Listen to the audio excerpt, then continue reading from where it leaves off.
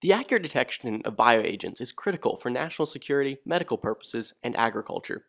Biosensors are biologically derived devices capable of detecting these bioagents. Our goal is to create a biosensor based on an allosteric protein which changes conformation when binding to certain compounds. These protein-based biosensors are composed of an input and output domain. Once the target bioagent binds to the input domain, the protein changes conformation, which in turn activates the output domain to produce a detectable signal, such as luminescence or electric current. We would like to create a modular platform for biosensors in which we can simply combine independently customized input and output domains to get a biosensor suitable for this specific application at hand. We will start with BlockAm, a fusion of a split beta-lactamase, yellow in the animation, and calmodulin, blue in the animation, a protein that naturally changes conformation upon binding to the M13 peptide, in red.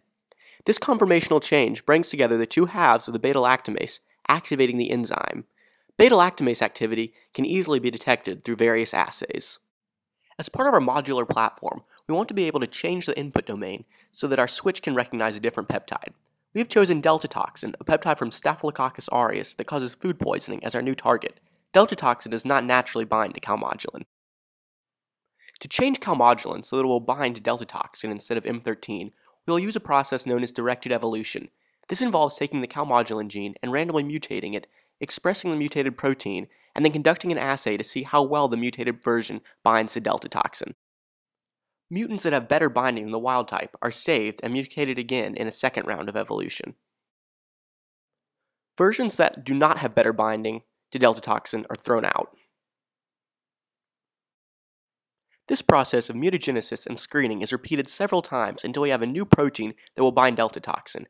Additional screening can be performed to select against M13 binding and produce a more specific variant.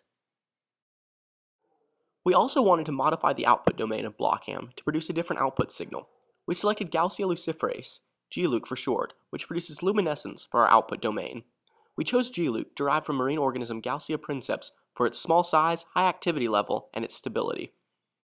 We split the GLUC protein into halves and switched the beta-lactamase in our BlockAm construction with these GLUC halves. The GLUC halves are held apart and are thus inactive until a target peptide binds to calmodulin. This causes a conformational change in calmodulin, which brings together the GLUC halves and activates the signal.